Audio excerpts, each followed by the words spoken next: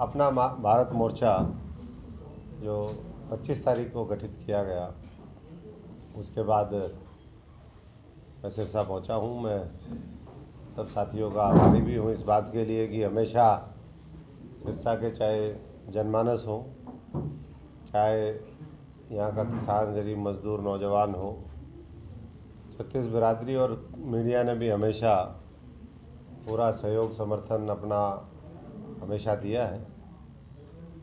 और आगे भी मैं उम्मीद करता हूँ कि आप सबका सहयोग समर्थन मार्गदर्शन भी, क्योंकि आपके पास फीडबैक भी आता है, वो सब मुझे भी और हमारे ये जनता के लिए, जनता के द्वारा, जनता का जो अपना भारत मोर्चा है, इसको सब साथियों का सहयोग मिलेगा।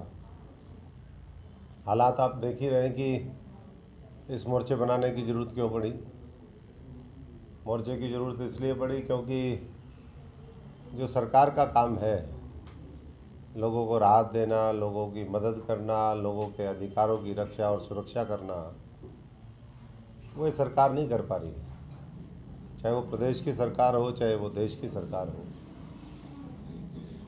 ज्ञान, विज्ञान और संविधान के ऊपर जो आधारित सरकार चलनी चाहिए थी, ना वो संविधान को मानते हैं, ना वो वैज्ञानिक दृष्टिकोण से काम कर रहे हैं, और ज्ञान तो उनको है ही नहीं। अगर ज्ञान होता तो आज देश की इस तरीके के हालत नहीं होते। ना आर्थिक पॉलिसी उनकी ठीक है, ना कृषि पॉलिसी उनकी ठीक है, ना विदेश नीति ठीक है। मोर्चों पे आप देख रहे हैं, बाहर सारे बॉर्डर जितने भी हैं चारों तरफ से, चाहे चाइना हो, पाकिस्तान हो, छोटे छोटे और जो मुल्क जो हमारे से मदद लेते थे, हमारा सहारा लेकर के आगे बढ़े थे, नेपाल जैसे राष्ट्र, आज वो भी देश की तरफ घुरा करके जो है देखना उन्होंने शुरू कर दिया। पीछे चुप करवा दो भाई। तो इसलिए मैं तो यही कहूँगा कि लोगों की भावना के अनुरूप ये मोर्चा काम करेगा आने वाले समय में, और एक मजबूत जो विपक्ष का रोल होना चाहिए, क्योंकि अभी तो जो विपक्ष है वो भी मृत प्राय है, और खुद कांग्रेस जन इस बात को मानते भी हैं अब तो कि कांग्रेस कमज़ोर हो चुकी है। और कमज़ोर जो हो जाता है, जैसे कमज़ोर इम्यूनिटी थी जिनको, उनको कोरोना ने पकड़ लिया, बहुत से लोग उसकी चपेट में भी आ गए। तो वैसे ही जब कोई भी दल, कोई भी व्यक्ति जब कमज़ोर होता है तो सबसे पहले वही चपेट में आता है। और इन्हीं बातों को लेकर के हमेशा हमने उस समय लड़ाई भी लड़ी थी। उस बात को तो छोड़े, अब तो पॉजिटिव नोट के साथ किस तरीके से हम इस मोर्चे को और व्यापक बना सकते हैं, देश के हर वर्ग की आवाज़ बना सकते हैं, ये हमारा आने वाले समय में ध्येय रहेगा।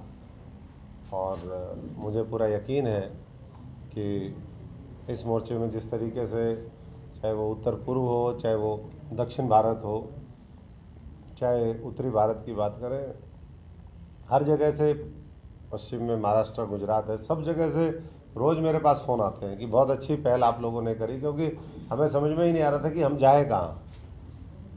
विपक्ष कहीं दिखाई नहीं देता है, वो कॉम्प्रोमाइज़ है, बीजेपी से साठगांठ करके वो पुराने जो उनके काले कारनामे हैं उसकी वजह से वो बोलता नहीं है। सरकार हमारी सुनती नहीं है।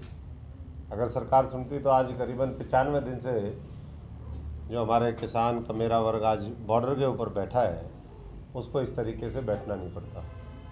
तो सारा चीज़ों का राजनीतिक जो वर्तमान हालात हैं उसको देखते हुए ये मोर्चा गठन किया गया। और हमारी हमेशा से ये पहले भी प्राथमिकता रही कि जो साधारण परिवार के लोग हैं, ग्रामीण पृष्ठभूमि के हैं, गैर राजनीतिक जिनकी पृष्ठभूमि है, लेकिन देश के लिए अच्छा काम करना चाहते हैं, उसमें युवक हों, युवतियाँ हों, अलग अलग क्षेत्र के लोग, धर्म के लोग,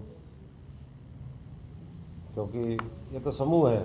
भारतवर्ष की सुंदरता यही है कि यहाँ विविधता के अंदर एकता है, लेकिन आज बहुत सी ताकतें उस विविधता की एकता को खंडित करना चाहते हैं, जाति, धर्म, क्षेत्र के आधार पर देश को विभाजित करना चाहते हैं। और भी बहुत से जो भी वो साम दाम दंड भेद लगा करके कर सकते हैं, वो करने में लगे हुए हैं। इसलिए लोगों को अपने व्यक्तिगत स्वार्थों से ऊपर उठना पड़ेगा,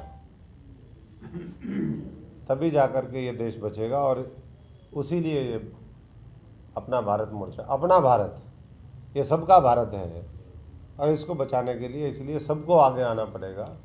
यही हम लोगों ने आह्वान किया है।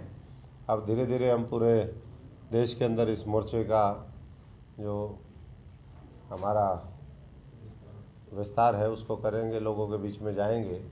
क्या प्रारूप होगा, कैसे होगा, ये और लोगों के साथ अभी चिंतन मंथन हम लोगों को करना है। लेकिन मोर्चे में जगह जगह से अब चुनावी राज्य हैं, 5 राज्यों में चुनाव है, तो वहाँ निश्चित तौर पर प्राथमिकता रहेगी। मैं भी जाऊँगा, हमारे साथी भी जाएंगे। और साथ साथ क्योंकि हरियाणा हमारी कर्म भूमि है, जन्मभूमि है, यहाँ सिरसा और पूरे हरियाणा ने राजनीतिक तौर पर मुझे भी और हमारे बहुत से साथियों को सबल बनाया है, मजबूत किया है। तो ये तो हमारी हमेशा प्राथमिकता में रहेगा ही रहेगा। आज प्रधानमंत्री जी ने राजनीतिक टीका लगवाया है कोरोना का, और राजनीतिक में इसलिए कह रहा हूँ कि वो पहले देखते हैं कि कहाँ चुनाव है, उसके अनुरूप वो अपना भेष, लिबास, अपनी दाढ़ी, वो सब लोग वो बढ़ाते हैं ताकि इसका किस तरीके से माइलेज मिल सके। आज भी उन्होंने वही किया। आसाम में है तो आसाम का गमछा पहना, केरल और पौंडीचेरी की नर्स को बुलाया गया, उनसे टीका लगवाया गया। इसलिए मैंने कहा, और उसको पब्लिसाइज किया गया। टीका तो बहुत लोगों को, इतने लोगों को लगा है, उन्होंने भी लगवाया, अच्छी बात है।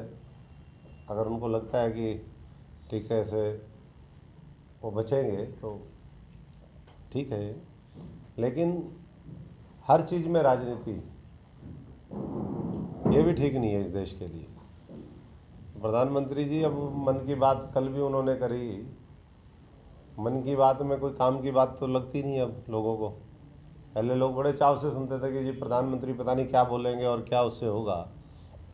अब धीरे धीरे वो मोह भंग जो है प्रधानमंत्री जी के विचारों से भी, उनकी कार्यशैली से भी और उनकी सरकार से भी लोगों का हो गया है। और उसका जीता जागता उदाहरण जो है वो दिल्ली के चारों तरफ जो बैठे लोग हैं वो इस बात का सबूत है। हम तो यही कहेंगे कि जितनी जल्दी किसानों की बात मान ली जाए उतना ज़्यादा अच्छा रहेगा। अब अपने मन की बात छोड़ करके लोगों के मन की बात उनको सुननी चाहिए और काम की बात करते हुए एक्ट करना चाहिए। तो तीनों कृषि कानून जल्दी से जल्दी वापस हो, नया एमएसपी का कानून बने, ये हमारे मुख्य एजेंडे में भी रहेगा। और इसके साथ साथ और सैकड़ों ऐसे मुद्दे हैं जिसके ऊपर भविष्य में हमारे साथी रणनीति और कार्यक्रमों के माध्यम से आपके बीच